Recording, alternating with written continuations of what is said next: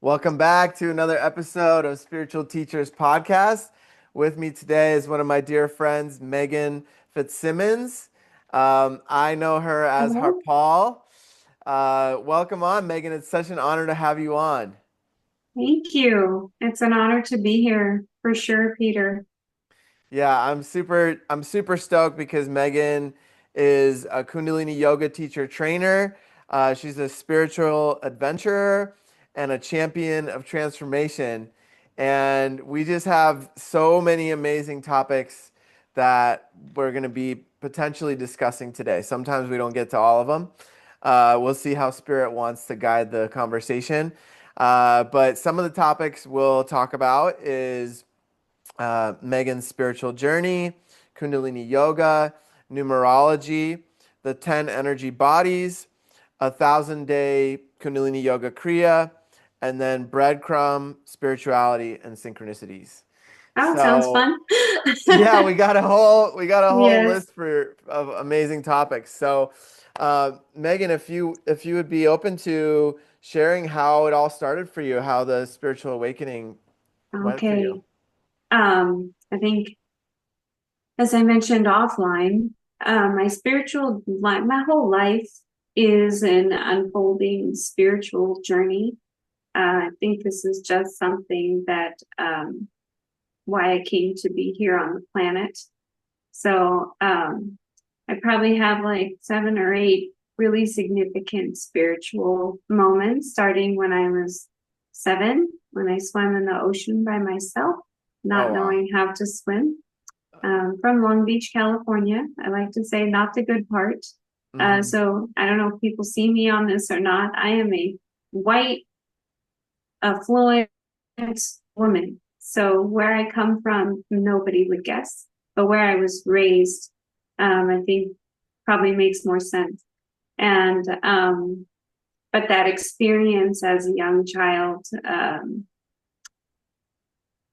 getting out there in the ocean, I think was like my first baptism. I have no idea if I was baptized before, but it was definitely like a cut from my old life.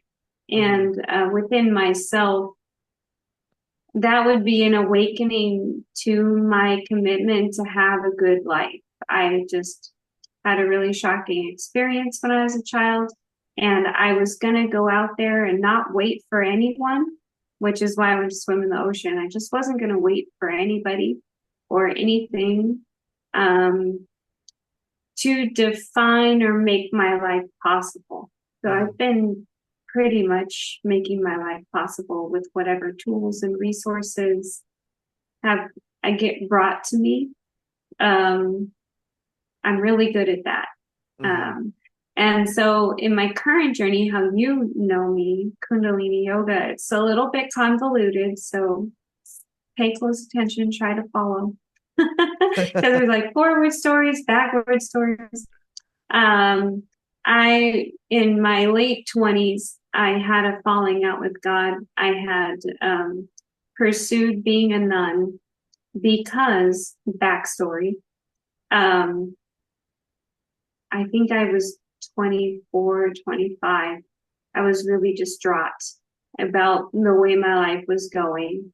Hmm. Very, I had a very codependent relationship with my mother, and she always had some kind of cataclysmic illness that may or may not be cataclysmic. So bless her heart. And I was her caregiver. Hmm. So I was super mad about how life was going because it was focusing so much on mom. And I couldn't get my wings off the ground. I couldn't get going. And here I was like 24, 25, 26. And I was hanging out with these old ladies, visiting the sick and praying the rosary every day, which is a really beautiful, going to mass every day, very beautiful part of my life. But it wasn't doing anything, wasn't going anywhere. I wasn't feeling God. Hmm. And I think that was the main thing. I was really lonely for God. Hmm. And so I went to church and I said, God, I'm not talking to you anymore because I need my spiritual path. I need to know what the hell I'm doing. Mm-hmm. Because nothing is making sense and I can't keep showing up and having my heart break. So this is the slowest process to be on your spiritual journey. So I don't know if it's a recommendation or not, because it was years Mm-hmm. later. Many journeys. I went to New York City and worked with homeless and runaway teens and had to come back home and take care of my mom. And spent 5 years taking care of my mom because I couldn't let go. And when I let go, she died, like seriously the next day. Mm. And then, so that was a process, which I had found Kundalini Yoga in the last 3 weeks of my mother's life, which is a really fun story that doesn't make a lot of sense. But at some point in time, while I was house shopping in 2004, I came upon the Phoenix Ashram. And at that time, it must have been Vaisakhi, which is the celebration of the foundation of the Sikh religion. It's a little bit of a graphic story, but it was the first miracle of the current version of the Sikh religion. So And It was a Sikh Kundalini Yoga ashram. yes, Mm-hmm. together and so that all just this community had evolved together, and I was fascinated, but I'm also culturally sensitive. And there were only men outside dressed in black with beards and turbans. And I didn't know what to make of this. And I'm sure I was dressed inappropriately. It's hot in Arizona. I was a party girl and a counselor, and I blended them well. And so who knows? I didn't feel like it was the time to say hi to a bunch of men who looked very, very spiritual and traditional. And I sat out there and I said, God, bring me a woman out so that I can find out, like I can talk to her. And I want to go in that building. I want to know what that is. What is this? And they were broadcasting what I now know is the Sri Guru Granth Sahib. The spiritual text was being read out loud in the prayers were throughout the whole neighborhood. I lived in that neighborhood for 10 years and I've never seen this done. Mm-hmm. So, or heard it done. And so I'm like, must have just been for me. And, I, so when a lady didn't come out, I had to get to work and go do my things. And, so I just said, God, whatever this is, you need to bring me back here. And whatever you need to do to work that out, just do it. Mm-hmm. And I walked away, and I have no memory of that for Wow. 2 years. Wow. And then I'm in the bar. I'm being a good barfly, dating a musician. I've dated several musicians. Um, and sweet, sweet, sweet guy. But for whatever reason, things weren't clicking. But that night, I was side of town, being a designated driver for my drunk friend. You see my life. Mm-hmm. Right. Right. and and I was also probably cheating on the guy that I was dating because I couldn't figure out life. I wasn't cheating, but I was meeting another guy at this other place and getting his phone number. And then this guy, his name was David, he texts me or calls me. I can't remember the technology. I Mm-hmm. don't know if we had texting yet. Yeah. And that's how old I am. And so I said, we have to go see David. So we run back downtown and I open the door and I see this man. And this man looks exactly like this personal ad cutout description of a man that I had cut out of a magazine when I was 14 years old. Oh, wow. And I was like, oh my God, it's my dream man. And for some reason, I needed to be very clandestine about this. And so I was like, somehow we have to meet that man, but David can't see me say hi to that man. And Oh, of course, wow. I'm thinking it's romantic or it's something or it's whatever. And so uh, this man is somehow affiliated with a girl that was selling vintage purses in this bar at Mm-hmm. night. It's weird. It's Phoenix. And that is how I met him because she said that he had just bought the purse that I wanted. And I was like, well, look at that. Look at Oh, how the wow. universe works.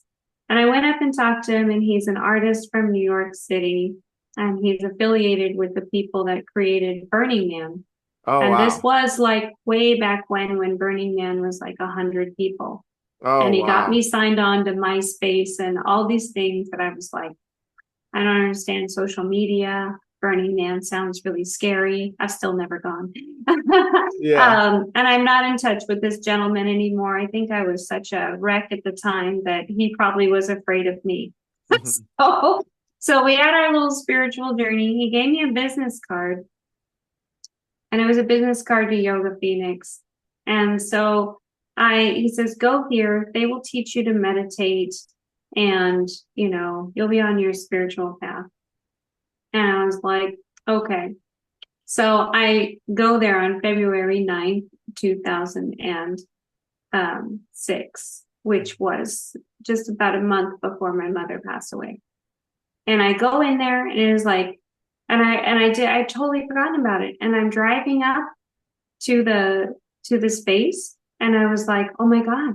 And all of a sudden it comes back, the whole conversation, everything. And I was like, oh my God, oh my God, you brought me back. It's Uh-huh. the first prayer I've ever made that got answered. Oh my Amazing. God. I mean, I've had many, but this is the first one where I said, God, I want this. And Hmm. God gave it to me exactly how I wanted it. Wow. And so I went in there, and I was just like crying, and I saw really old pictures of ladies in turbans. I'd never seen this before. And they were white women, a couple black women's smattered in there. It's mostly been Western white women that have been in this practice.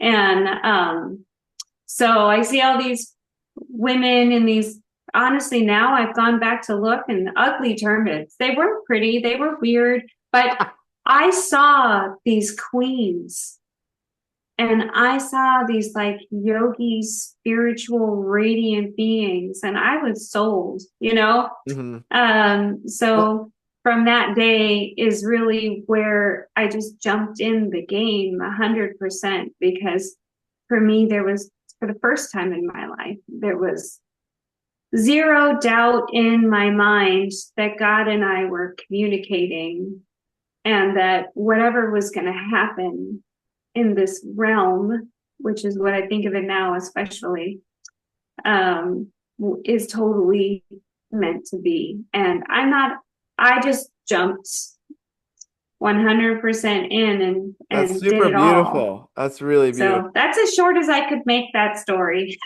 No, that's amazing. That's amazing. Yeah. I it's so funny that you mentioned that their turbans were kind of messy because it probably took you a while to learn the different styles of tying turbans and you used to wear one daily, right?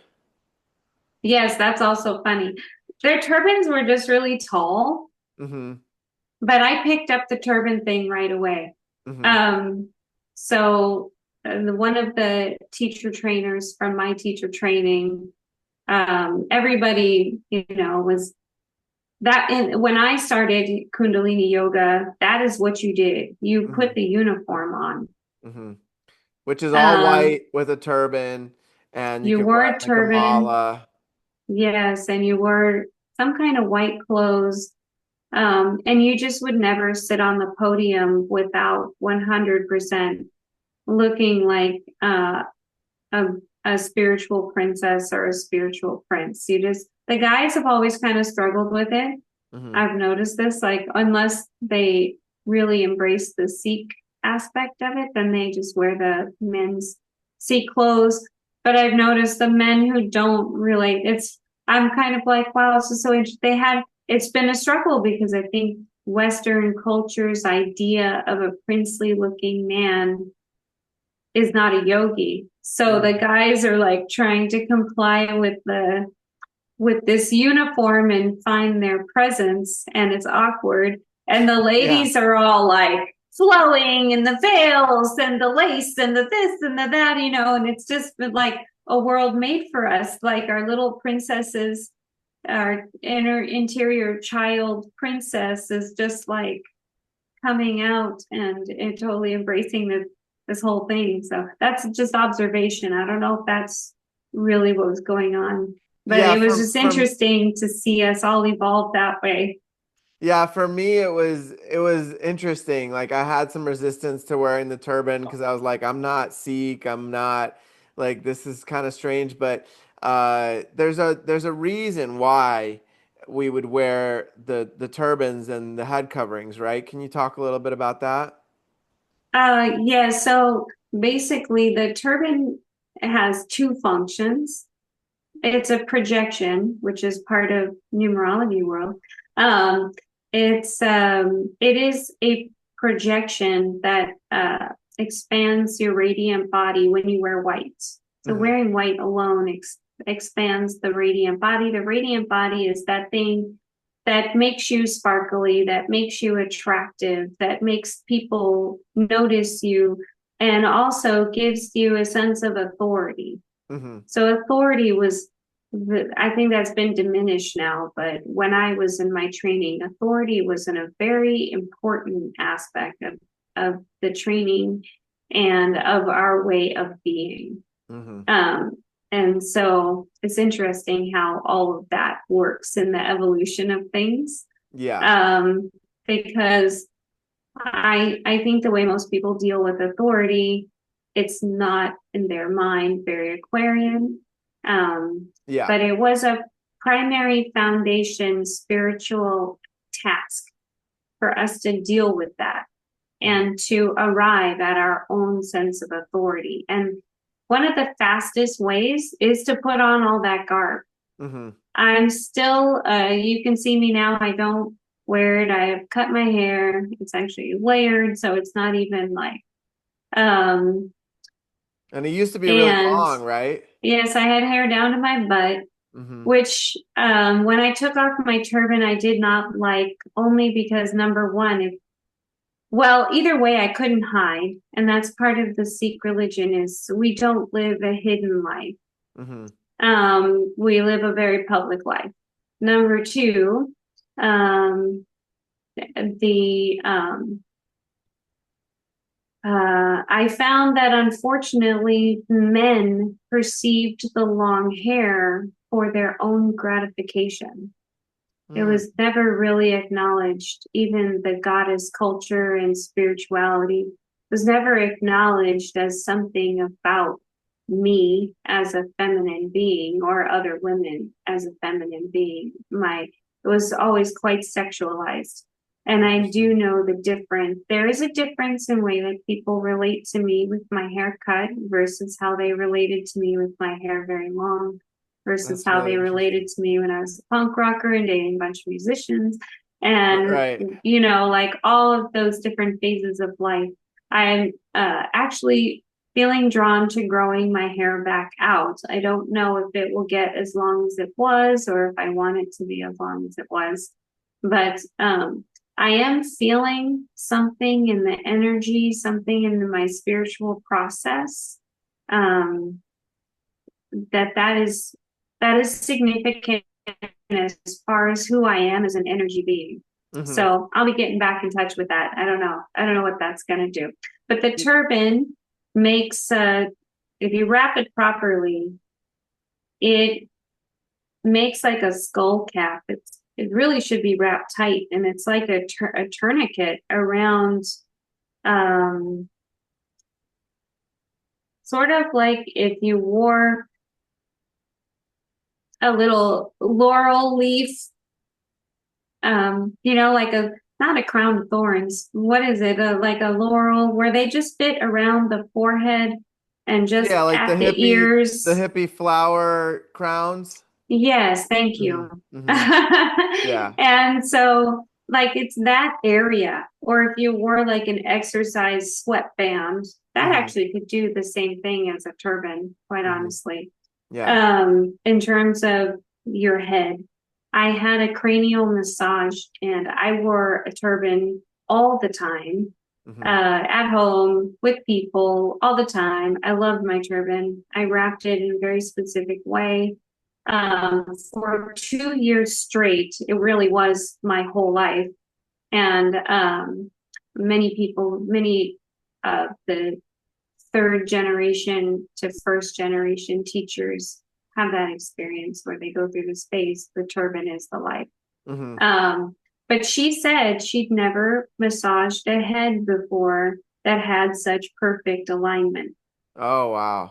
So something, the long hair, when you're, because it's not really for beauty, it is for energy. So you keep it tied up on top of your head all the time. And I think there's something in twisting the hair up and creating sort of like a vortex on top of your head. Mm-hmm. And then having all that cotton fabric wrapped around, and containing the energy of your head. It contains like your halo, your arc line. It contains what they call your samskaras. Some people who say that they see energy, you can see in the Christian religion, they would say your sin. You could see your negative karma because there's positive karma, negative karma. You can see all that. And that is what kind of mucks up your projection. So the turban cleans all that up. That was really the intention. So the balance between the just taking care of your physical body and allowing your skull to align, which totally impacts the flow of the cerebral spinal fluid and promotes mental clarity, emotional balance, psychological cohesion. Mm-hmm. That is the, I guess, the tool. The, Yeah. what would you call that? The material tool of the Yeah, turban. Why the effectiveness of the turban? yeah, And then absolutely. it plays a role into the projection because it's an idea that you would feel yourself as a royal being, Mm-hmm. that people would see you as a royal being, and you would experience yourself as a royal being. And it changes the way you are in the world, which I also agree. Mm-hmm. 100%. All the Yeah. doors opened for me, whether I was at a punk rock show or at a coffee shop, because I would wear it out. I would Mm-hmm. go to my shows and it was great. If I needed to get a water, my water was always free. And as I would walk through a crowd, people would like move. Oh, yeah. Yeah. Yeah. So it was just very interesting, you Mm-hmm. know, Well, whatever was going on when people related to that. It was just a very interesting experience in life. yeah. And well, I think this is a great time for me to kind of share how I perceived you when I met you. And Okay. yeah, I shared this with you, you know, one on one, but it was really impactful for me because I was in Kundalini Yoga training in San Diego, and you were a teacher, a Kundalini Yoga teacher instructor. So you were coming to teach some parts of the Yeah. training, and I remember when you walked in the door, you were wearing your turban and all white, and that radiant body you mentioned was like glowing. And I hadn't Um, experienced that with anyone before. And I was like, whoa, whatever she's doing, I need to I need to like talk to her and figure out whatever is like causing that glow, because whatever she's doing, it's working, you know? And it was really powerful. It was really, really interesting. And then, you know, from there, I learned that you had done 1,000 day yoga, Kundalini Yoga Kriya, right? And so from that moment, when you told me that, I was like, okay, I need to do one. I don't know which one yet, and I don't know when, but I'm gonna do one. And I ended up doing 1,000 day Kriya of the Subag Kriya. wow, fantastic. Yeah, which one did you end So up doing? you could actually teach this that then 100% you would. I've never done subag as a regular practice. I do know somebody who does. I think Hmm. he still does it. I think Hmm. he's on the second round of 1,000 days. I Wow. have to admit that I am not the 1,000 day yogi, but I did do one kriya for 1,000 days because I had to. And it is Navi Kriya, which is basically if you do it half time, it's 35 minutes of leg lifts. Mm. And if you do it full time, it's 2.5 hours leg lifts. I did 31 minutes basically.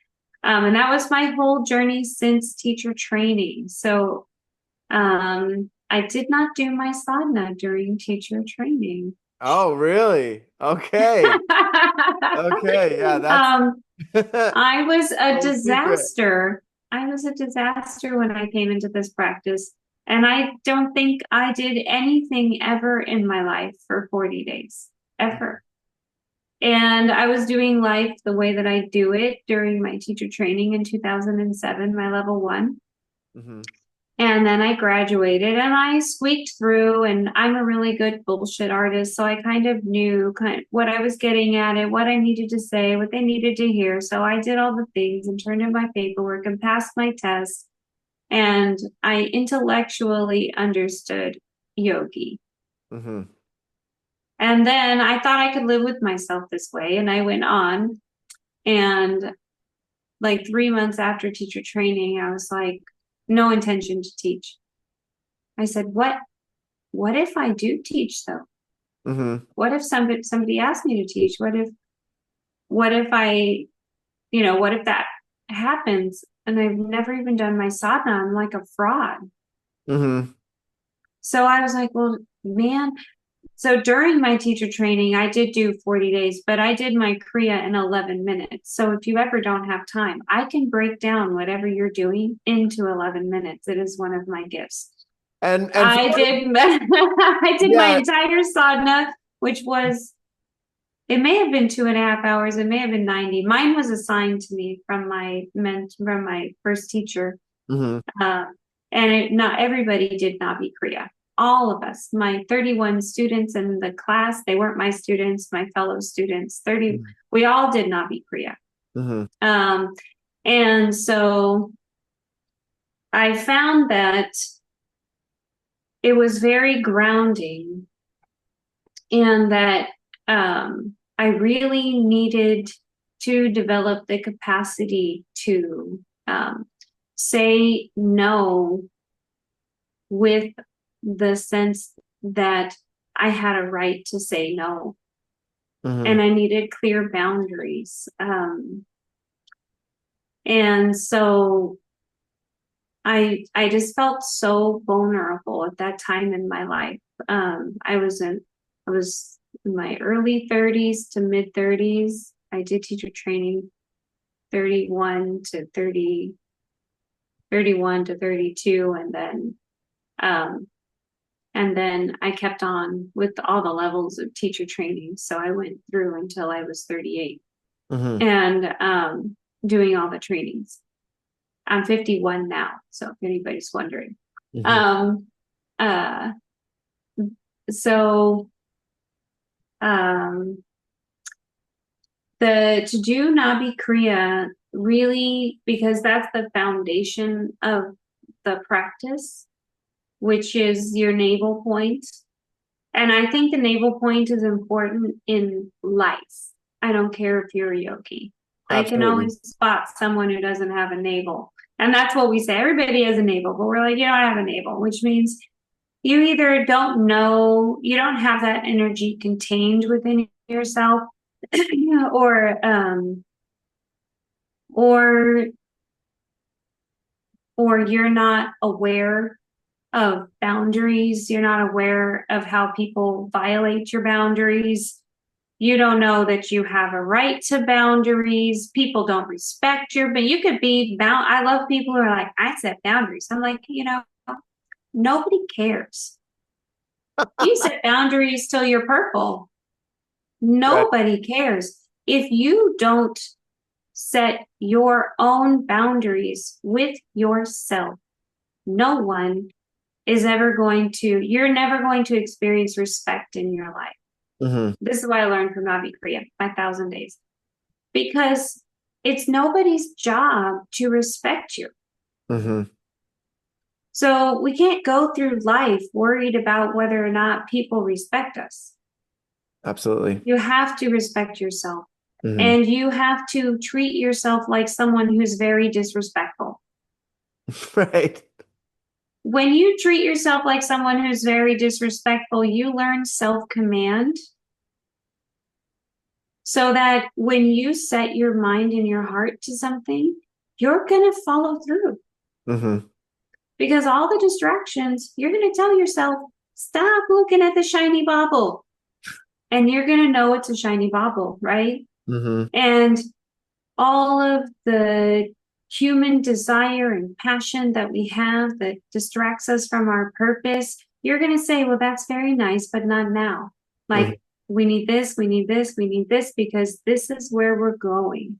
Right. And Nabi Kriya gave me that. And I don't know, I didn't know that that's what I was learning, Mm-hmm. but it was like the lesson that I always wanted to learn. I would agree. Um, Kundalini Yoga really helped me learn discipline because I don't, kind of like yourself, when before I started Kundalini Yoga and my teacher training, I don't think I've done anything for 40 days straight intentionally, and having these assignments to do the kriyas, I was, I was kind of the opposite. I just dove right in. I was like, I'm gonna do them. I want to have the full experience. I'm doing this for 9 months. Like, this is a full rebirth. I could feel it already happening, and so much was shifting in my life, and a lot of it was really like stepping into. You mentioned it as authority. For me, it's like I like to call it greatness, stepping into my mhm, greatness or into my power, right? And yes. and for me, it was really a journey in that because I was that rebellious like inner child inside myself that was like, oh no, like I'm good. I don't really need to do that. And like my higher self was like, no, you need to do this. There's something really important that's gonna transpire from this. And so I just fully leaned in. And yeah, there was times when I was like, oh God, I just don't want to do it. And it was the first time that like I would look at some of the instructors, including yourself probably sometimes, and I'd be like, who is this person to tell me what to do? And 100%. it was like a true mirror for that rebellious part of myself. And as I learned to have self-discipline, it really, really subsided to the point where I was like, it completely melted at some point. Oh, well, I see your transformation. And I think, you know, Thank you. if you hadn't done your sadhana, if you hadn't really jumped in, you're way more mature than I am. So, kudos to you for jumping in with the whole thing. I'm very intellectual, so that's the easiest access point for me. But to get into the physical and to challenge myself and begin to feel myself as an energy being and starting to see how energy interacts in the world and how it impacts me and how it impacts you and all the things. I'm very protective of that energy, Hmm. and I'm so grateful for that. And I'm Absolutely. just wondering, would you be here creating a platform for all of us? And what an honor it is. And would you are also a spiritual adventurer, I think. For sure. And all the things that you have dived into and the way that you have developed your relationship with yourself and your relationship with men and your honoring of the goddess and like all of that really because I think that's what it does. We have to learn how to confront ourselves. Yeah.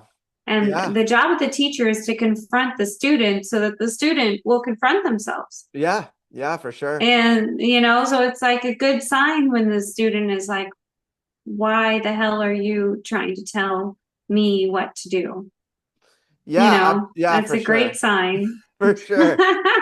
For sure. Yeah, I mean, for me it was also giving me the opportunity to see the limitlessness of this reality and of my body and of what's possible as a human. Before Yes. that, I couldn't really see it. I couldn't like I could see glimpses of it here and there. There were synchronicities and there was all these different alignments and undeniable angelic presence and things like that. But the limitless of this body of like being like, okay, I just want to put my arms down, right? Like I'm tired. At the gym. At the gym, you know, that's what you do. Or if you're exercising, it's like, okay, I've reached my max. I'm gonna stop, you know? But this practice, Kundalini Yoga, like pushed that limit and was like, hey, there's people in India that still keep their arm up for 20, 30, 40 years. It's atrophied now and they can't move it, but it's still up there, you know? And it's like if they can do that, you can do it for 3 minutes. You could do it for 11 minutes. You can do it for 31 minutes. And that's when things started to click in for me, you know? And like what you were saying, it's like then it was like, okay, where can I take it from there? Like what do I want Yes. to do to step further into service, further into purpose? And it just kept unfolding and expanding from that. So it was definitely a really key component to all that for sure for me. It's a powerful thing to allow that kind of journey, the journey of the yogi, to allow that to come in and integrate all the different aspects of life, you Hmm. know. Um, I don't know why this anecdote is popping in my head, but also this, I won't say who it is, but I have a friend and you know him. He's our 1,000 day yogi. He does all the 1,000 days. Um, and he recently had a dating experience and it was disappointing. And I said to him, he goes, well, I just didn't expect you to go that way. And I'm like, well, that's because he's like, I thought I was normal. And I said, you're not normal. We're Kundalinis.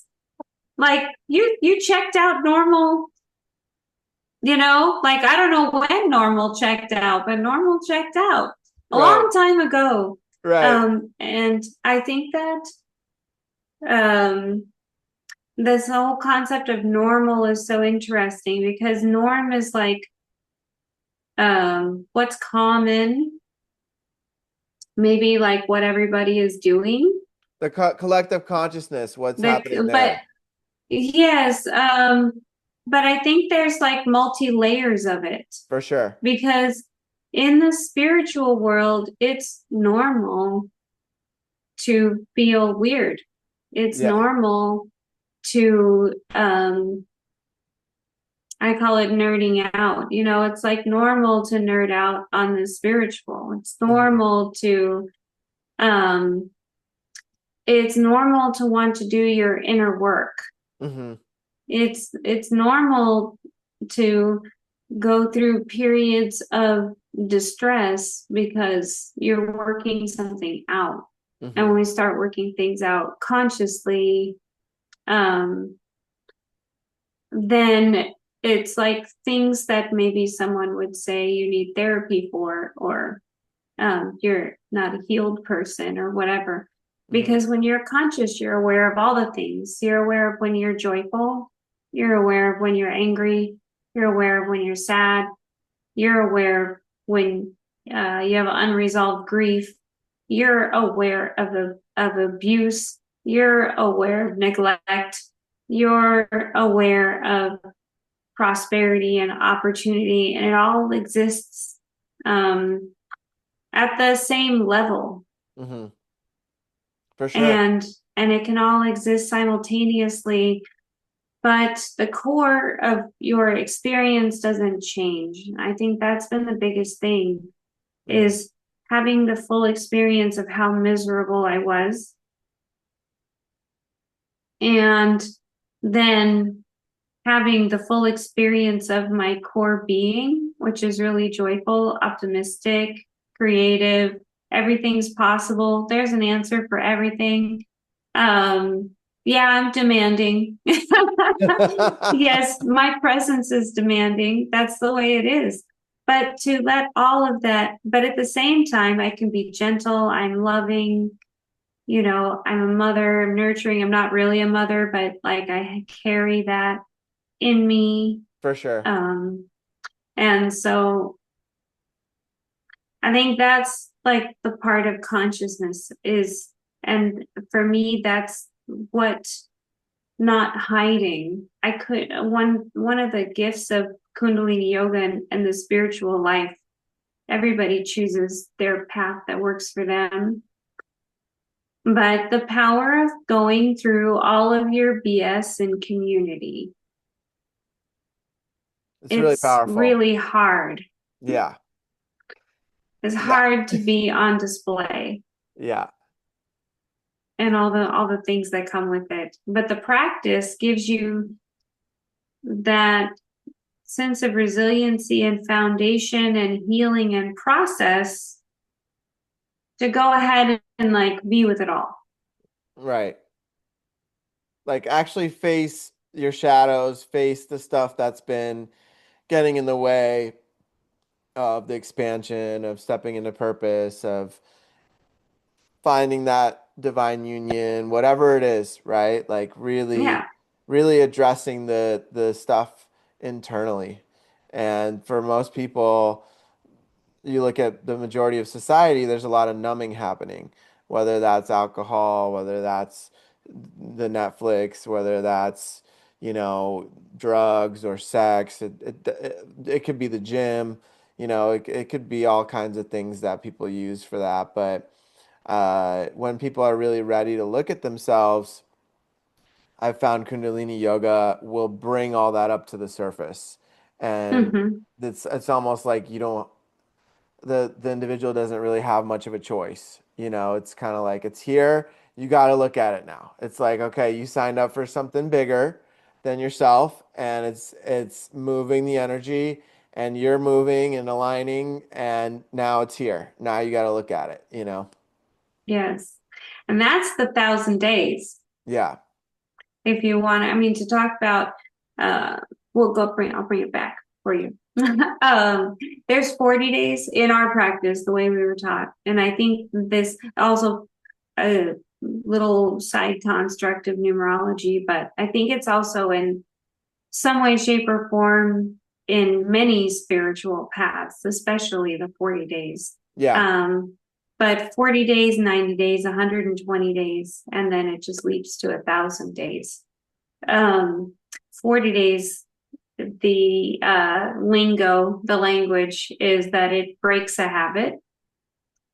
So a lot of people are like, oh, there's 21 days, you make a habit. Well, you'll make some habit, but mostly in those 40, 21 days, you become aware of your habit, Right. which might be why you can break it because you become aware of it. You experience, and then when you take it to the 40 days, you experience all the facets of this habit that you're just keeps plaguing you and interfering in with life and seems so dominant. You experience, but at the same time, you have created a new habit because if you really keep up with whatever it is, I like to say brushing your teeth. You can brush your teeth or you can smile at yourself for 3 minutes a day. It doesn't have to be Kundalini yoga or some kind of meditation. Try it for 40 days. Tell me if it's easy. Right. Right. And especially if you say like do it at the same time every day, do it in the same way every day. It is the discipline that actually reveals the root. It reveals the root of whatever that habit attachment is that's getting in the way, or why it's getting in the way, or how it shows up in your life. For So sure. when I do something for 40 days, that tells me if I need to do it longer. Because a lot of times I'm resolved at 40 days. Hmm. But other times I'm discovering such cool stuff.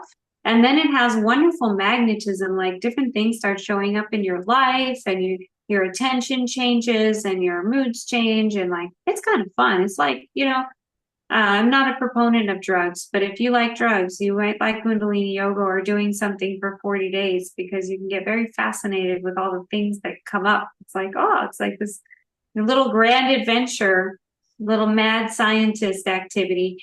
And then, Can you give an so it, example? Can you give me an example of what you've done that isn't Kundalini yoga that was really fun for you to explore and you were like after 40 days you wanted to do more? I'm like trying to think if I've really ever done anything, other than Kundalini for 40 days. But I've noted, okay. It was through Kundalini. I started doing self-care practice because I didn't even know what that was. And I'm still really bad at having bedtime. I don't have any kind of bedtime. I do exactly what you're not supposed to do.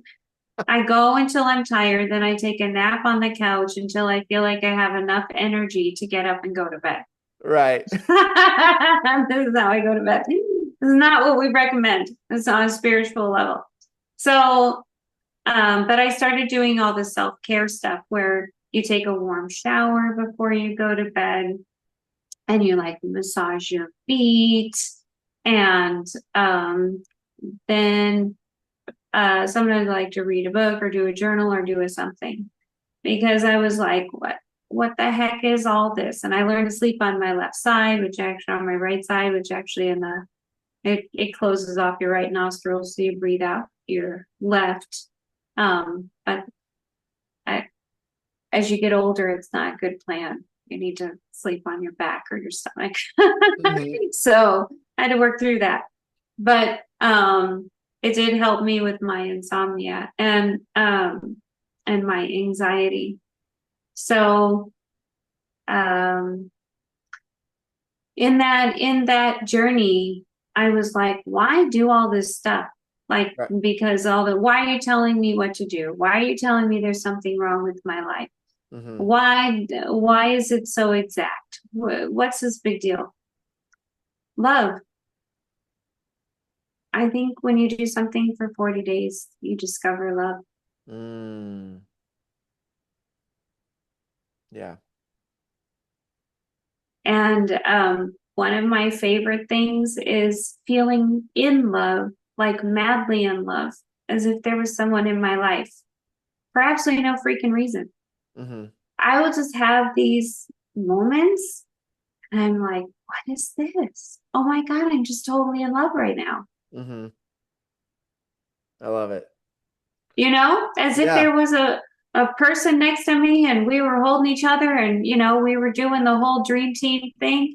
And I mean, to have that on my own for no reason, I'm just going to the grocery store, and Hmm. it's like nothing's, nothing's going on. And so I think that really, that is the question that we're asking when we're mad at people for telling us what to do or we feel judged. Um, I think that when you come into that, to have a real full experience of the feeling of love, then leaves you with the feeling of gratitude. For sure. Then your whole perspective changes. And Well, yeah, it's like learning how to love yourself again. yes, And even people that have done a lot of work, there's layers to it, like an onion, right? It's like, where can I love myself more? Where do I not love myself enough? And it's like, and then it's like from there it expands to love of creator and love of everyone, and then you see it, everyone's a mirror, and it's like there's evolutionary steps to it, it feels like. yes, yes. And I think also what I really appreciate about the process, and this wrestling with authority is that when you feel the love, when you feel the gratitude and your perspective changes, it doesn't change the way I want your perspective to change. Maybe it does. It changes, or maybe it doesn't even change the way you expect it to change. Hmm. It changes the way it needs to change. Yeah.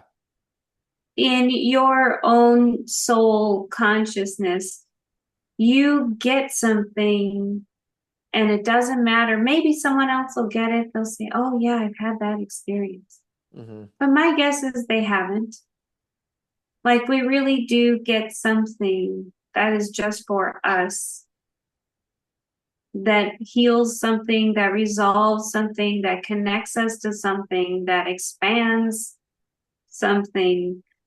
Um, and that's where the spiritual breadcrumbs come in, that Yeah. take you somewhere on this journey that maybe you're trying to get to point A, but somehow you end up on point Z. But point Z is 1,000 times better than whatever point A is that you're Right. pursuing. Right. And you skipped over point B completely because it wasn't Right? needed. But the mind, the ego thinks, oh yeah, I need to go to B to get to C, but it's like not really, you know? But I also think it's important to try to go A, B, C, because Right. that's where Z shows up. Right. Right. You know, it's like as you're, I did this for the last, because I lived in California for 7 or 8 years, and then it became very clear to me that financially, I wanted to do other things with my life, and I thoroughly loved my time. And I am back in Phoenix, but I have forgiven Phoenix. And if you would have told me that last September when I moved back here, that it was even possible to forgive Phoenix, like the area, I Hmm. did. You know, I was like, wow, I had totally forgiven Phoenix. I can like be here. I can be in the fullness of me and totally love life. And when I first moved here, I had so much anxiety that literally I was like making a sandwich and my knees were shaking. Oh gosh. And I was like, why do I have so much? I was like, oh well, but my yogi experience allowed me to be entertained by it. I was like, okay, so my knees are shaking and I'm making a sandwich. This is awesome. I guess I'm just going to be anxious today. Um, and I don't thoroughly enjoy that experience, but it's the one that I am having today. And then Right. in a week, something came in and a bunch of things shifted that I wasn't expecting. And then my perspective shifted in ways I wasn't expecting. And then people started coming into my life. And what I do now is I choose meditations that support the experience that I want to have. When I Hmm. started my practice, I was doing meditations to discover what the practice is. And then I was doing meditations also as I was uncovering what needed to be healed. I was just seeking things to move those emotions so that I could heal Hmm. and I could put things aside and they weren't plaguing my body, my mind, and my spirit anymore. But now I'm very manipulative. So now I'm like, oh, I'm gonna do X, Y, and Z. I did a meditation for this podcast because Nice. it brought up a bunch of stuff and I was like, oh, I need a meditation. And then I was scrolling. These are the breadcrumbs. I was Uh-huh. scrolling and there's a teacher that I follow. And what do you know? She's like, if you have this issue and you wanna you can do this meditation to help yourself like move through that. And Hmm. so now that's where my practice is. Um, I love it. I love it. Yeah, because it's now that it sounds like now that you've explored and tried all different types of kriyas and meditations, now you can hone it in on exactly what you need for yourself that day, right? yes, yes. Now I can use it. Now it's like, I don't know, it's like the shirt I choose to wear Right.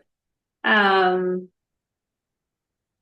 or maybe it's the toothpaste I buy. Do you know what I'm saying? Yeah. Like it's not the same thing. But without the discipline, I don't think I would have the ability to kind of cherry pick my practice effectively. Yeah. And so the note on the 1,000 days, 1,000 days allows you to perfect something. Hmm. So a lot of people think they're perfecting the meditation, but you're not. You're perfecting something in yourself. Hmm. And I will say, like my Nabi Kriya, I have never lost. I can do Nabi Kriya. I might hate it for one day, but like I can fall right back into my shape, my structure, my time, everything within a week, of jumping into my Navi Kriya. Hmm. All of that, the way that it trained my body, the way that it tuned my energy, the way that it um,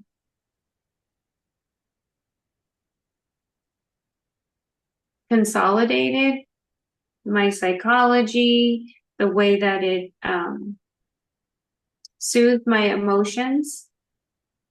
All of that comes back. That's what happens with the 1,000 days. Like you can take your subag and all the lessons that you got from it because you have mastered something in yourself, Yeah. something of that frequency in yourself.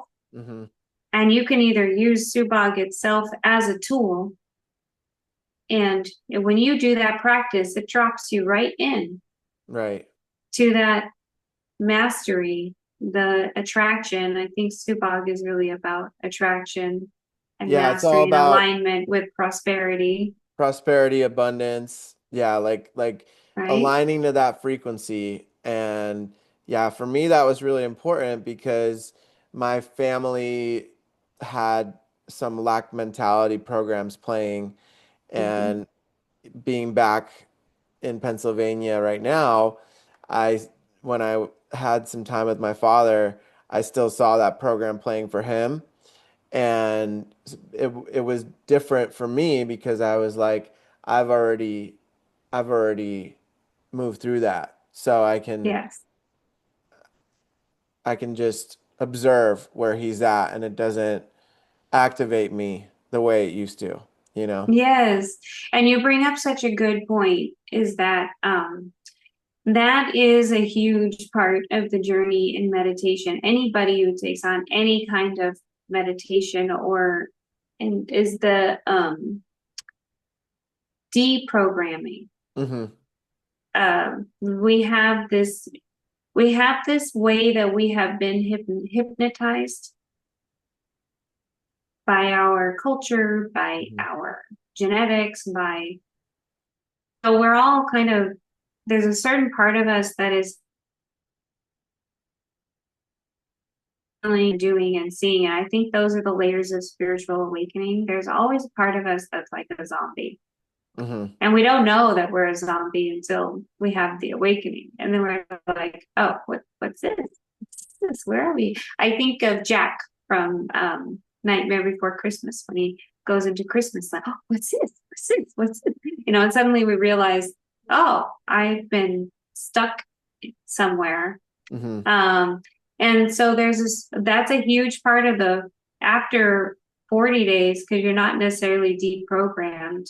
When Hmm. you get into the 90 days, you learn what needs to be deprogrammed. And Mm. then 120 days is your first movement out of the program. Hmm.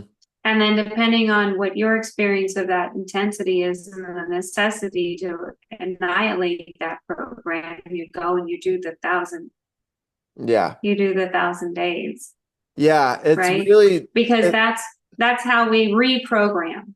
right. Right. Yeah, it's really important. Like that's a great distinction because the 1,000 days almost like for those deeper rooted programs, and those parts of ourselves that we may not even realize are there because they're in our blind spot. They're in our like Mhm. we've hidden them away somewhere far that we may not even realize they're there, or like blocked out memories or traumas that need to be processed that could be in that bank hidden far away in the subconscious. So, yeah, that's a great distinction for sure. Thank you for Yes. And sharing that. doesn't it feel good? Like what's it like to be with your dad watching his program and then the contrast of you not being in the program? Well, what happened for me was we went on a trip, and I ended up, it felt like what it got brought up to the surface, and then I had this huge purge where I got well, where my body physically threw it up so that it wasn't in my body anymore. And it was really intense. It was like one of those purges where you can't breathe, and it's like your diaphragm sore after in your neck because it was like I knew I wanted it out. And that was like it felt like the final stage was to see where my dad was at, to see how it had come into my life, to have done the work in my body, and then to that was kind of it felt like the final stage of like, okay, now I'm done fully with it and I'm getting it out. And that was my experience. And yeah, after that, it was just interesting because I was like, the things that he perceives as like expensive or as like not worth the money or whatever, I have totally different viewpoints with that, with a lot of those things. And that's okay. That's just where we're at. Mm. And, he meditates every day. And my prayer is that he gets there at some point, however he needs to. Yes, yes. Well, and he's doing his own work, Yeah. especially if he's meditating. Yeah. Yeah. So, So yeah, it's been powerful because him and I had an awakening 2 weeks apart. So we've been able to uplift each other and give each other different tools oh, and when I first started Kundalini, he was doing it and then he went more oh, down like the Raja Yoga path. So he's more on that and now he's been studying with a Buddhist a woman who studies Zen Buddhism, an Australian woman that has had her and has reached enlightenment. So he's been studying with her, and he really enjoys her energy and the way she teaches. So that's been really cool wow. to watch him. Yeah, Well, you see where you come from. right. Yes. I have two fathers. My birth father was a seeker more than an adventurer. I think he was a seeker. And so I know that my spiritual curiosity and ambition comes from him. Mhm. My birth mother, I have two mothers also. My birth mother was also in her own right. She actually was very curious about Buddhism. I don't know where she ended up with her spirituality, but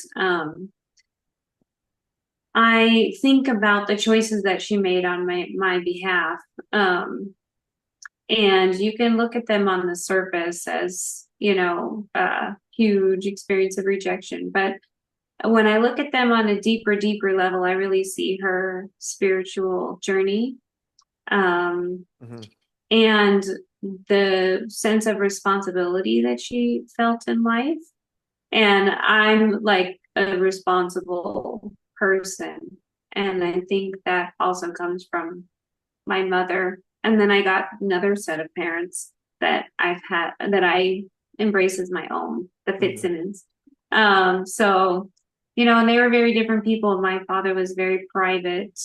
I would imagine he was spiritual in some way, shape, or form. I believe that both my Fitzsimmons parents passed away consciously and on purpose.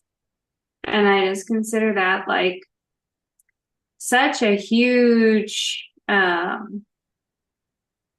miracle Mhm. because they had just come from more private generations, Yeah, for sure. you know? So, um, so I definitely think that when spirituality becomes a focus, this is better to say, all beings are spiritual beings.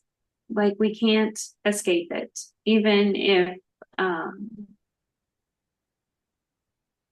even if we're not existing intentionally or consciously as in a spiritual practice. We are all spiritual beings. We are all trying to evolve our consciousness. And I think people develop like drugs and addiction and all of that, either as an attempt to be conscious or they're avoiding reality.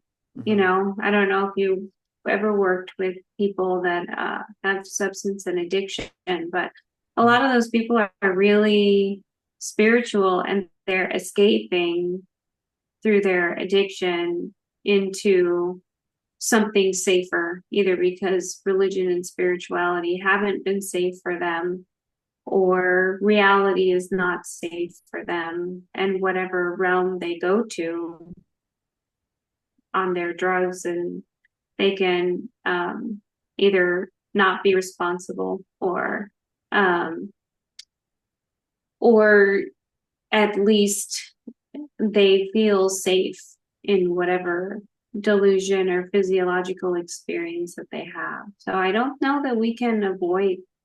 I think we're all on the journey. I don't think we can avoid evolution. I don't think that we can avoid spirituality. There are things that we have tools, such as meditation, Kundalini Yoga, understanding yourself as an energy being, existing as an energy being, um, religion, different spiritual practices, native cultures that will keep the codes, I suppose I would say it that way, you Yeah. know? Yeah. So we have all these tools, but I don't know if we can really avoid being spiritual. We're all spiritual. I agree with that. I agree with that. Yeah, it's just, I think that my belief is that different souls are at different ages. Yes. So, we have older souls here on Earth, and then we have younger souls. And the younger souls may want to, play in the sandbox, whereas the older souls are like, all right, I've already played in the sandbox. Now I want to go drive the Ferrari, and it's like, Yes. and the Ferrari is like, those deeper layers of evolution and expansion within self, and the sandbox is the Ferraris and the nice house and the the well-paying job, like the more of the 3D world. So that's how I see it, is that those people that are in the souls that are in the sandbox, they may still want to get the car, later on in their journey in this life, or even at whenever they're ready.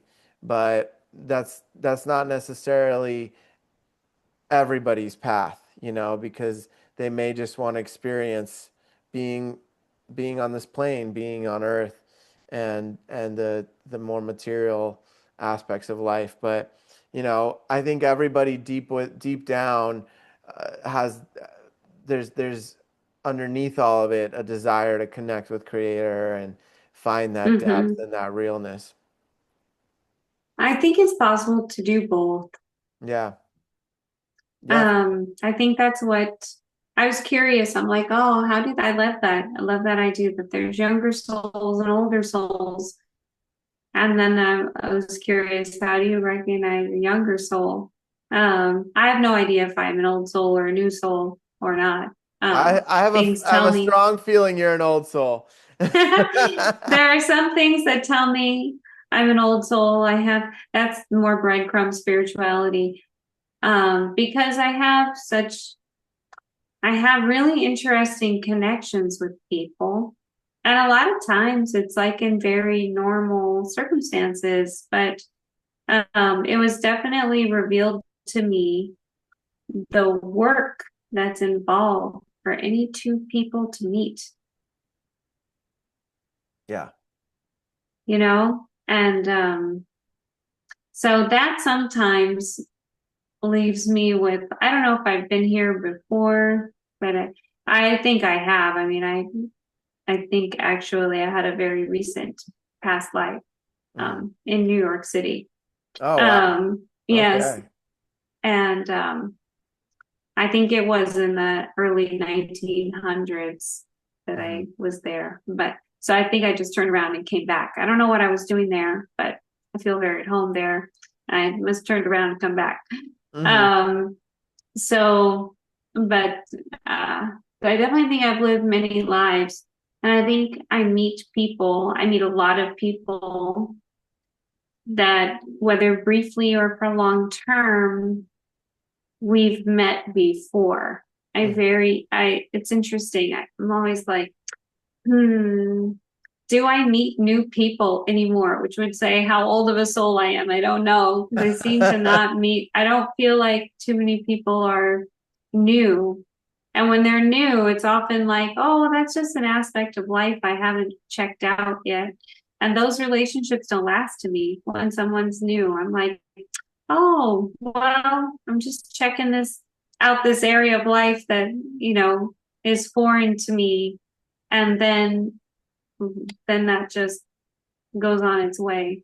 Yeah. But the way that I was brought into Kundalini, and because of the man that I met and the way that I met him and followed, that was a breadcrumb. Like, I had no idea. I was so ambivalent about my relationships at the time and myself at the time. But the draw to go to that bar to say goodnight to my boyfriend, who I wasn't sure about, was beyond so strong. And then the fact that I met this guy who didn't know why he was from New York. He was in the last 5 days of his visits in Phoenix, and he was feeling quite lost about why he was here.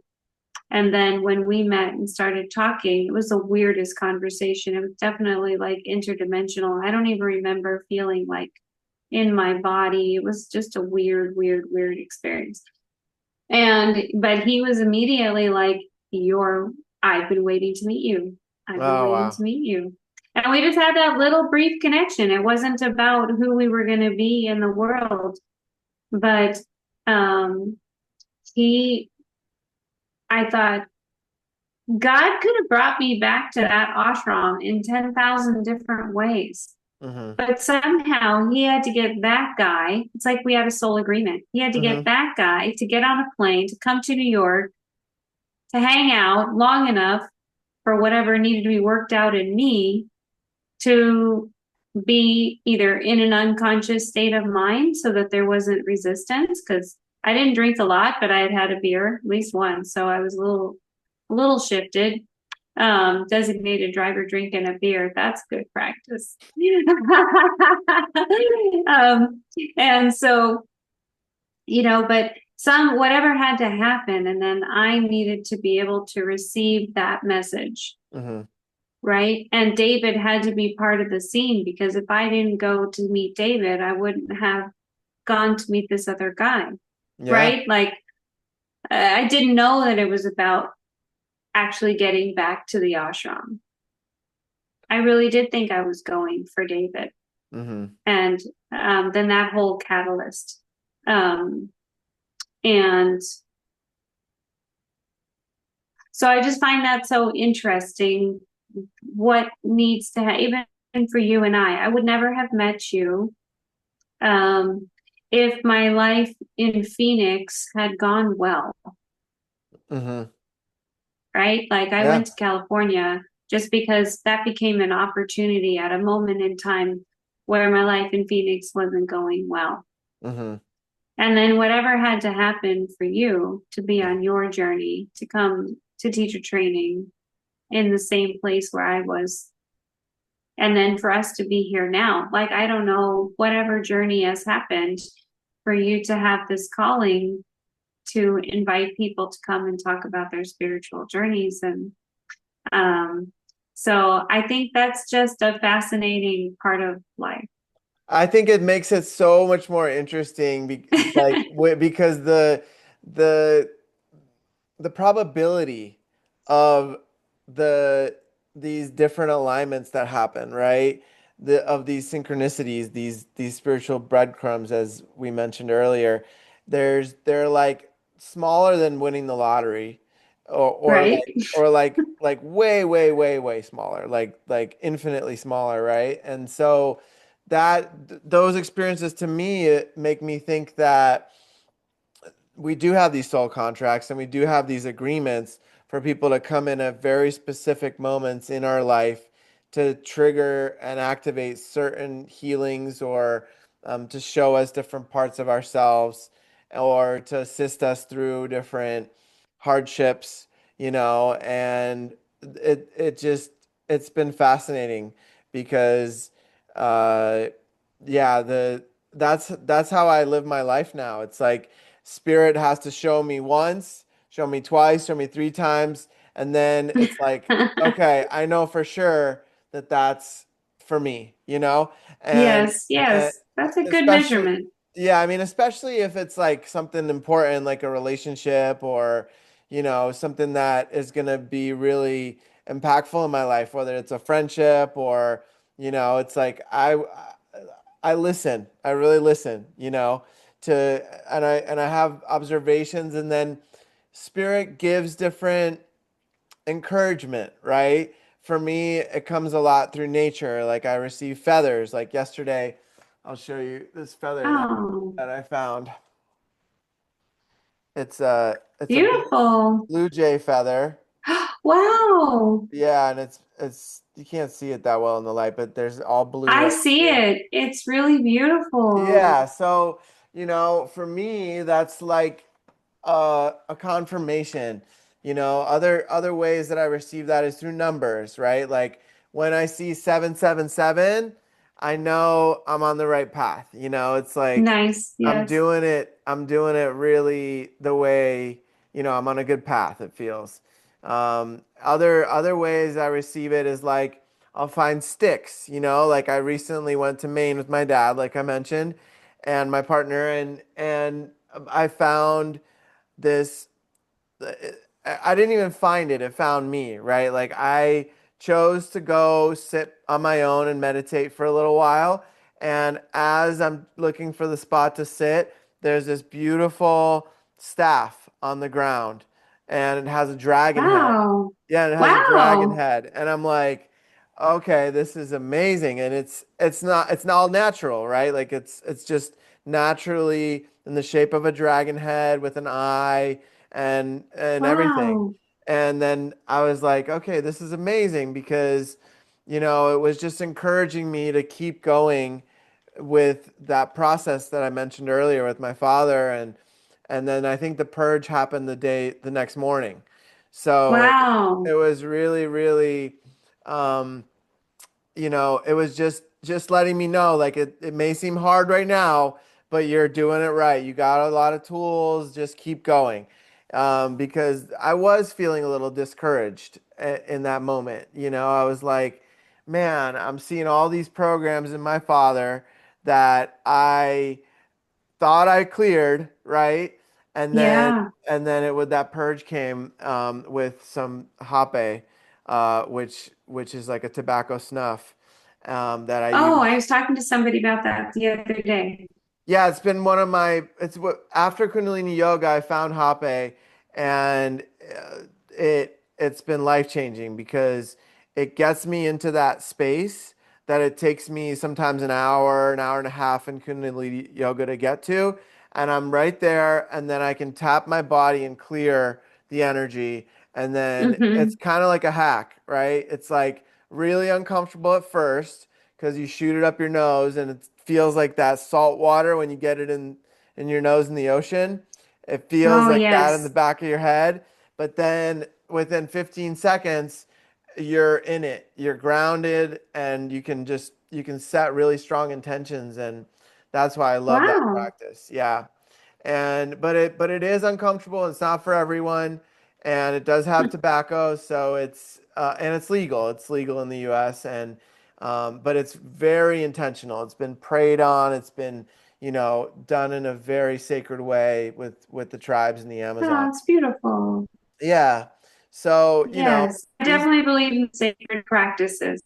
yeah, yeah, and the meditation's a lot deeper afterwards because it you know it's I like to sometimes do that and then some Kundalini yoga or just go right into meditation. Hmm. And it goes really really well together. I know one of the big clearings for me was like in Kundalini yoga was like don't mix Kundalini yoga with plant medicine, right? And I That remember is a very firm instruction. it, and me being the spiritual explorer or, seeker, right? I I really listened to spirit, and spirit guided me several years after. I finished my Kundalini yoga training to go do ayahuasca. And when I sat with ayahuasca, that was like the biggest the biggest thing I was working through in the beginning was like, oh my God, like I'm doing this practice and how is this going to integrate with this medicine? And it actually amplified it for me. It like my body started unwinding and aligning my spine so that the Kundalini could shoot up. And once it shot up, then I was in it. I was like fully on the medicine and I didn't need very much, you know? Like Yeah. some people take 2, 3, 4 cups of the ayahuasca, and for me, a little bit, like half a cup was enough to get me fully into that experience. And that journey actually was about self-love. And my intention was to see myself anywhere where I didn't love myself, right? And I was taken into a space where I lost my mind. Like I was crazy. I was fully out of, this world. And I realized that I had to learn to love myself there. And I did. I fully went into it. I sat in it. I was just like blissed out, but like I didn't care about anything else except myself, right? And then I was able to come out of that and find the love. And then the next day was all about sending that to the world. So, Oh, it yeah, sounds that's amazing. yeah. So, I mean, it for some people it does work okay together and even beneficial for me, but for others they don't need it. But the medicine showed me I don't need to work with ayahuasca again. I have other ways, and it showed me the fabric of this reality, and I didn't need anything else. If I went in again, it would be like going into a video game, and I can do the inner work in other ways. So yeah, Nice. that was really I powerful. think I think that we are all guided um, on our journey. I think Yeah. our experiences are what they are. Hmm. Um, because I am a 3HO licensed trainer, I do have to say, little caveat. It in general is not recommended that Kundalini and especially psychedelic drugs are done together, mostly because I'm not familiar with ayahuasca, so I cannot, and I don't think ayahuasca was something in the realm of conversation when Yogi Bhajan was developing the teachings. Yeah. Um, and so, but the thing is, it's kind of like when Ram Dass was given, when Ram Dass, was it Ram Dass gave his teacher the acid, or did Ram Dass receive the acid? It was Ram Dass um, gave acid to his teacher, which I don't Hmm. remember if it was the Maharishi or not, but um, so and his teacher was like had absolutely zero effect. Hmm.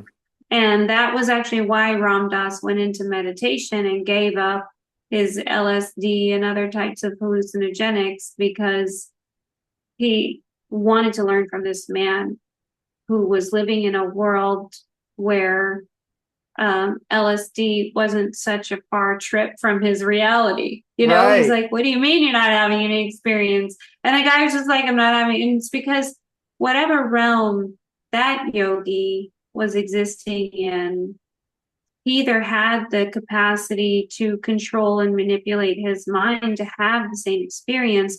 So his sensory system was already accustomed and had a home.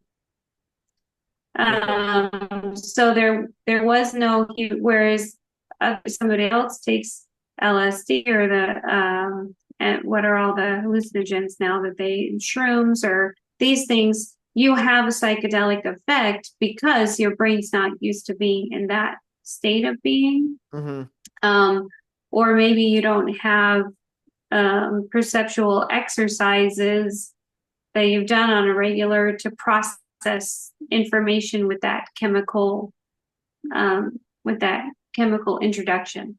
For sure. Something I think people really struggle with, this is where I'm the party pooper. It's one of my jobs. Kundalini is not about having a Kundalini rising. We don't No. care. Mm-hmm. And a lot of people really struggle with that. In fact, Yogi Bhajan taught it was dangerous because it's distracting.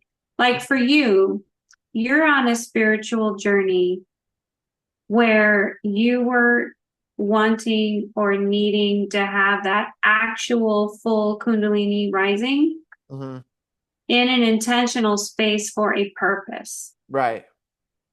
Majority of people out there, if I can be so frank, are just dicking around. Oh yeah.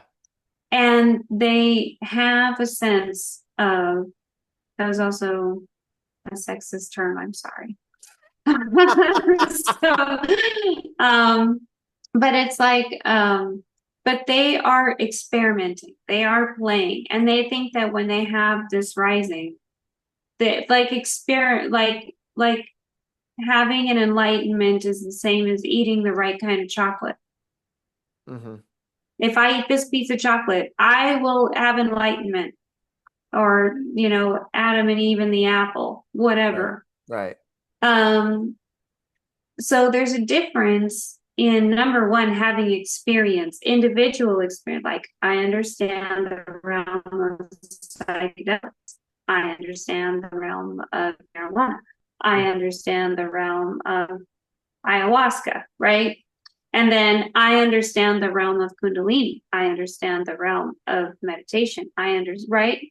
So where we have full understandings of these different realms, and then maybe I can't do it because I don't have an understanding of all those realms, and nor would I ever teach it. Mm-hmm. To put that together, for many people, I've worked with people who are now trying to heal from mixing. Mm-hmm. Whether they've been mixing because they take certain kinds of psychotropic drugs for mental illness that they've taken while practicing Kundalini, and they have a certain kind of experience, or they are recreational or sporadic users of certain kinds of psychedelics, and then they start practicing Kundalini, and they're very energetically sensitive, but they can't control it. Mm-hmm. So they end up in this whole situation where they can't understand the veils. Right. What veils have been lifted? What veils are down? What's part of my imagination? What's part of my soul experience? What's part of my reality? What's part of my trauma? Mm-hmm. So in that way, I still stick to the disclaimer Mm-hmm. that we don't mix, Right. because all of those things are very powerful in and of themselves. For sure. And it speaks to how powerful the experience of Kundalini Yoga is, which is actually about creating a flow. We want flow you don't want the shoot up. Right. It's not necessary. Right. Now, if you learn to manipulate and you become sensitive, you can use Kundalini for that. If you learn to manipulate and become sensitive to the flow of the cerebral spinal fluid and the mix of the energy and balancing all of your energy bodies, and you can crank that up, then that experience could be very useful to you, because in the proper circumstances, extremely, as you experienced, right? It's extremely healing to the nervous system. Yeah. It's just that it's like 10% of the population, bless.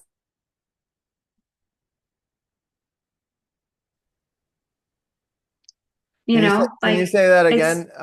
yeah, I know it cut out. It's probably me. 10% can do that, 10% of the population can do that. can mix it Yeah. Yeah. It's and probably not have that. a psychotic break, Yeah. Yeah. you know? So we always have to be, I think, spiritual um, for our own journey. And then now maybe you've locked into something, and if you took that on as a 40-day practice, you would master something about it and be able to coach people on how to do that in a safe way that it will serve them. For Yeah. me, I'm never going to do that because I don't walk in the psychedelic realm. Hmm. So I can't teach from there, Right. right? Like I can't teach from there. It's the Hmm. same as me telling someone Kundalini can heal all things. You should get off your psych meds because Kundalini is, the ticket. It's going to balance everything in your realm and in your body. Which Well, which I want to add that I it have met might, people that it has. Yeah. It's but I I've can't known advise it. yeah, I've known people that have come off their meds and just used Kundalini instead. Well, I did. I was on thyroid medication, and then I started doing breath work, and I healed my panic attacks. Wow. Oh, this might be me if I cut out again. That sucks, and so my phone and all the things being challenged. Uh, so, but yes, I think our levels of consciousness and our capacities to work with the different levels of consciousness are definitely evolving. Hmm. And I think that with a skilled practitioner, being maybe Hmm. we can begin to knit those experiences and tools together in a way that's really effective and powerful and healing and not chaotic. Because Yeah. I think a lot of times people are experimenting even if they don't admit that to themselves, and they just create a lot of chaos. Yeah. Yeah, absolutely. That was more my message, more for the teachers than it Yeah. was for Yeah. than for That's anyone great. else. Yeah, for sure. Yeah, so I know numerology is like such a huge passion for you. Can you just break it down for people that have never heard of it, how it works, how you work with it, and how you teach people about it? Yeah, that's fun. I'm like, does anybody not know about numerology? I feel like, but there are so many, again, the mixing. I listened to a couple of people, and even in our practice. So the numerology that I know came from Kundalini Yoga. I had a brief connection with um, another form of numerology, which I think actually comes from the Chaldean path, that works in a similar way. My mom, we had like a family psychic, and so she broke down the numbers, but she only worked with them on levels of life cycles.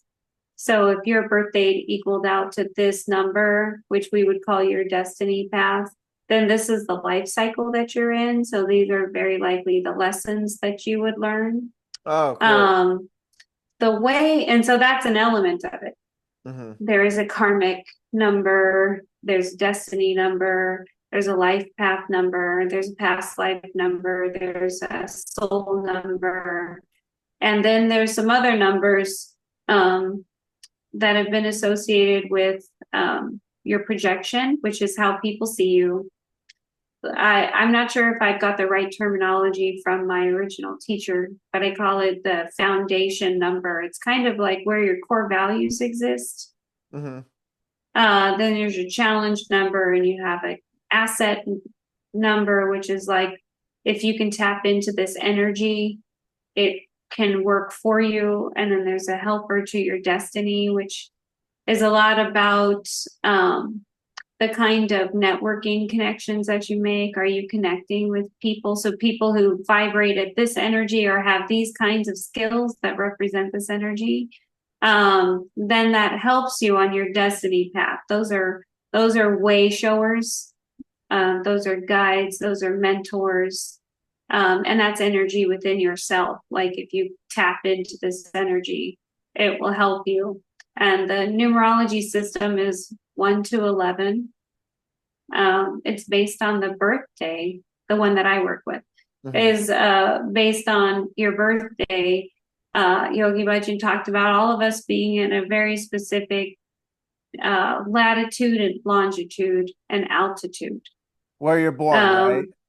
Where you're born, but he didn't really care. Like we don't go into like astrology says where were you born and the city and the time, and none of that really matters in this practice. This is very simplistic system of numerology, and it's affiliated with the 10 bodies, this concept that we have energy bodies. Now, people who are specifically energy workers, they might tell you that there's more than 10 bodies, and that they're not very specific, which I would agree with.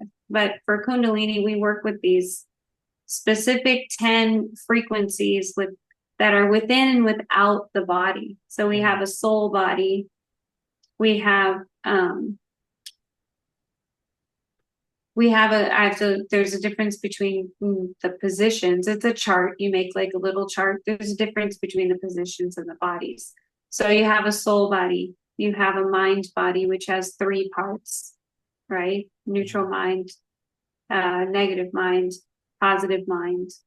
And then you have your physical body, which is its own shape and structure, right? So we're very unique, even if we have a twin.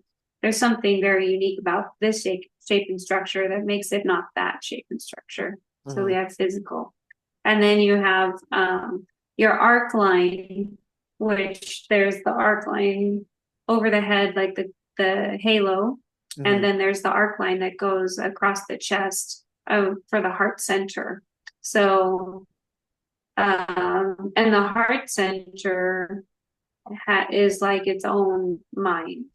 So the heart center is a chakra as well as it's an energy system, and it's part of the mind. So it kind of gets convoluted and laced into other different areas. We have our aura. So that's the thing most people are common to. And that's actually what gives you your shape and structure. It's your electromagnetic field. Now, fun fact, we have the body has an electromagnetic field. The brain has an electromagnetic field. The heart has an electromagnetic field. So we have layers of these electromagnetic fields that are working together. And when you go through transformation, you go through a polar shift.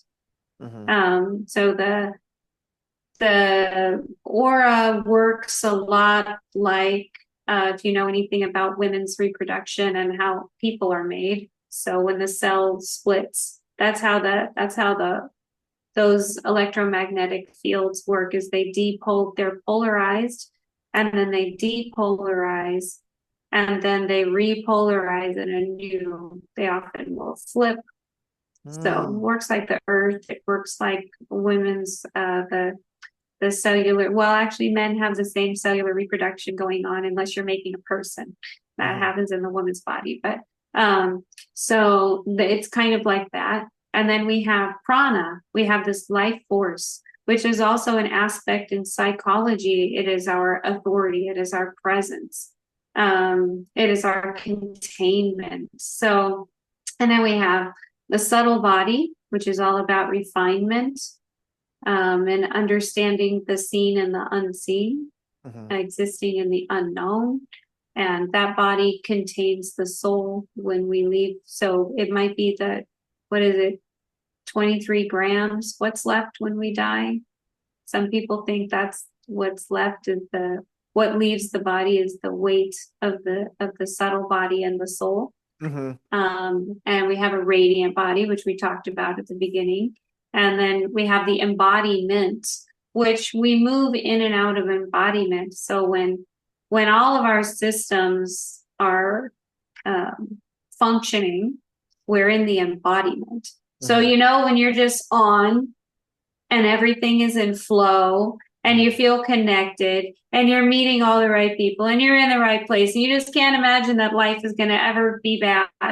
That's the 11th embodiment. And people who have said that they are enlightened, they are learning or have mastered living in that 11th embodiment consciousness, which is really hard to do. It involves a lot of frequent sacrifice. So bless those beautiful people that you could, because there's a difference between I had a Kundalini rising or I had an enlightenment, and then people who hold it.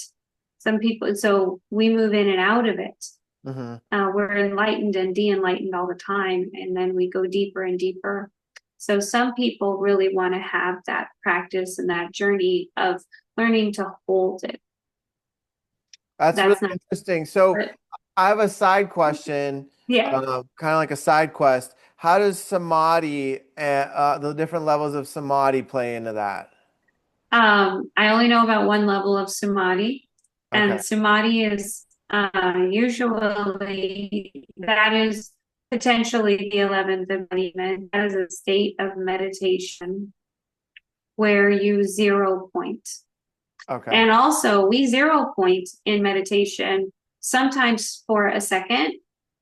And once there's a sensation in the body systems when you're at zero. Hmm. And I don't know how to teach that to people. I know what that is for myself. Hmm. You probably know what your zero point is. So when you become sensitive, that's part of the subtle body. When you become sensitive at your zero point, you can learn to stay at your zero point longer. Hmm. And that's our deepest level of meditation, right? So when you go into samadhi,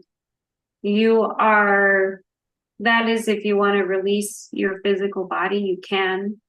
But so samadhi isn't even like doing healing work. It isn't, it is, and so Oneness you with can, everything, right? yes, and you can expand your capacity for beingness when you can consciously zero point and actually then just be zero. Hmm. So it's, I use my meditation a lot for healing. I use it for downloads. So I don't know how much time I spend in samadhi myself. But, if enlightenment is your ticket, you're like, I want to be an enlightened being and I want to learn to hold that frequency, then being in longer points of samadhi to zero yourself out like that is wonderful. And Hmm. that's just where you're like suspended animation, Hmm. So you you know? mentioned the 10 bodies. How are they connected to numerology? So the numerology system that I use is they basically the numerology system is understanding your own personal configuration of the 10 bodies. So what's interesting is in your basic chart, what Yogi Bhajan officially taught us, there's only 5 positions. But we could have any one of the 10 bodies in those 5 positions. Mm. So whichever body is in whichever position gives you what your practice is. It also gives you, and it's a way of intellectually understanding yourself so that you can learn how to work with your energy. So that whatever your spiritual practices are, whatever your relationships are, whatever your career, I mean, you can really apply it anywhere, is understanding yourself. What are your strengths? What are your weaknesses? Because some of our energy system, it's strong over here, it's weak over there. Hmm. And we're all that way. So Right. you can learn to engage your energy systems and balance them in such a way that you turn it's like every energy body has a downside or an upside. So Hmm. there's a way that energy body serves you, and there's a way that we sabotage Okay. ourselves or that we have negative personality traits. or we have bad habits. Addiction in particular is related to the pranic body, to the life force, to the to your sense of authority, Okay. which is the eight. But the eight is also about infinite capacity. It is about containment, but it is also about expansion, right? And so people who struggle with their eighth energy body, their prana, are trying to get, when they have addiction issues, it's I'm trying to get energy because I'm probably empathic. And so I've either got a lot of energy in here that's not mine, and I don't know what to do with it, which also means I have a weak aura. And so maybe I'm not going to fix, I need to strengthen my aura in order to balance my prana. I Hmm. need to engage in physical activity, which is using your physical body. I need to engage in physical activity to dispel all that excess energy, or I need to cry, or, I need to be mad, or so I need to do something to, number one, get rid of all the excess body, the excess energy. And then I need to find healthy ways to, um, healthy ways to expand my own energy and to feel more solid Hmm. within myself, right? And Right. to get comfortable being in this body. So right there, you've got three inner. Now, if that's in your karma, if that's in your gift, if that's in your projection, if that's in your past life, if that's in your destiny position. So it's, if it's your core value, so maybe you have something in your core value about either being a giver or about boundaries, right? But if you're not honoring them, then there's all these other things that ripple out. That makes sense. So, So, what's the five positions that you mentioned that Yogi Bhajan said? now, so the basic five positions are your soul position, your karma position, your path, your past life, and your destiny. Okay, that makes sense. Yeah. And then Eh, off of that, there's 10 off of each one. yeah. So within each of those positions, actually, you can have any one of 11 numbers, Okay. except that your past life number is almost never going to be a one. That's for the Because new souls, probably only. yeah, well, I've known a couple people with zero. Oh, whoa. So that's always fun. I have met some of the newer generations have a zero. What does that And mean? I mean, based on my own interpretation, I think that it's kind of like I don't have a fate line on my hand, I also like to read palms for fun.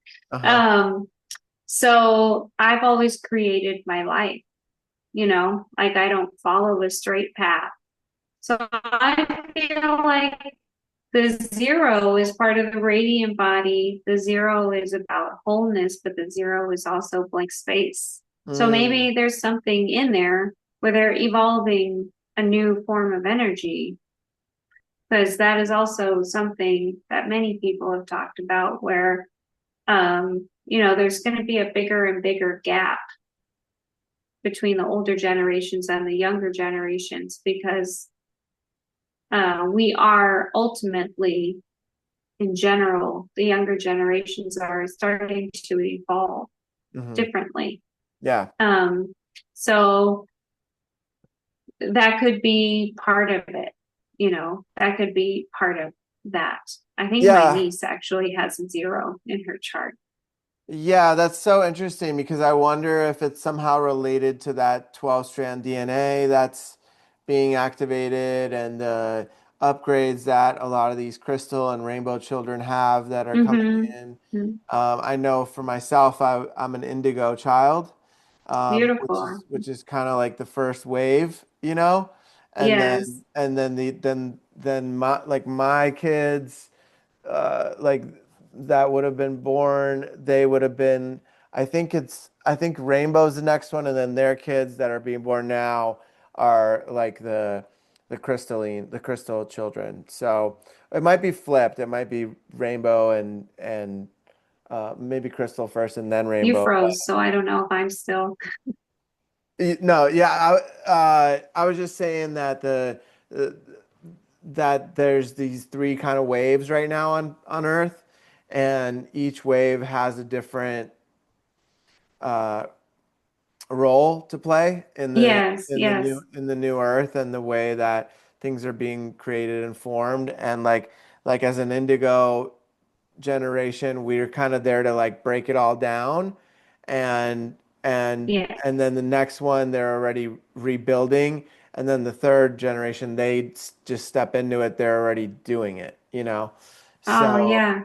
yeah, it's really cool how that all works. So yeah, it's interesting. I'm always fascinated with how these different older technologies kind of intermesh into the prophecies and things like that that have been talked about from various different cultures and walks of life, you know? Yeah, and I think all that's going to be left is energy. Hmm. Like, Kundalini is a way of accessing and mastering, containing, redirecting, transforming energy. Yeah, The practices that you are participating in, and as we heal ourselves, right? It's energy. It's all about energy. If we have like stuck emotions, if we have unresolved experiences, if we have trauma, if we have behavioral issues, it's all energy. It's all yeah, based on these and how functional our energy systems are, yeah, and then our energy affects our psychology, and our psychology affects our personality, right. and energy, psychology, and personality affect or can affect as well as be affected by intellect, Hmm. right? So we have this other aspect of ourselves is um, how are we how well do we utilize resources? That's how I like to think of intelligence. I don't like to think about it in terms of, are you smart? Do you have a good job? Do you Right. read? Can you count? I lack some of these skills, and then I'm very strong in some of those areas. Hmm. Um, but how well do we utilize our resources? How well do we recognize our resources? How well do we care for our energy? How well do we understand energy? How well can we work with energy? How well do we have the resiliency and malleability so that when we're interacting with other people, I know what's my energy. That's what my turban taught me. Yeah, I know what's me. right. And till I started wearing that turban, I didn't know that all those other people were coming home with me at the end of the night. And I was like, well, they're not very happy. Right. I'm okay. And then I come home and I'm like, I'm not okay. But it was because I was taking on everybody else's negative and trauma and emotions, and maybe even some of their warped psychology from like distortion because of alcohol and not not happy drugs, Yeah, and stuff like that. So once I learned that, then I could. Now the reason why I don't wear a turban all the time is I can't say that it doesn't hurt, but I don't need to, because now I know my energy and somebody else's energy, and I am able to hold my own energy. right.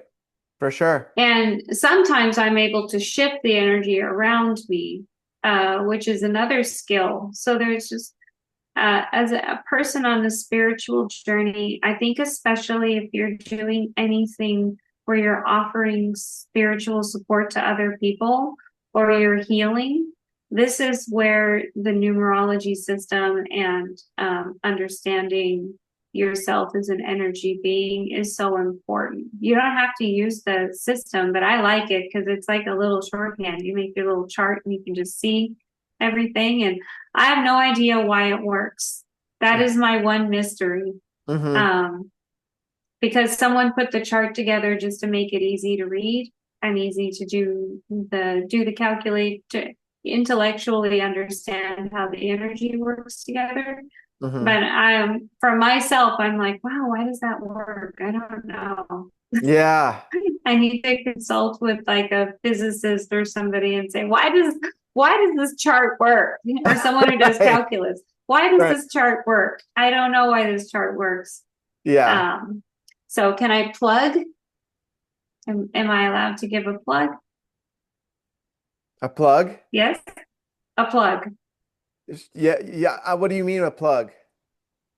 Am I allowed to share what I'll be doing with Oh, for sure. numerology?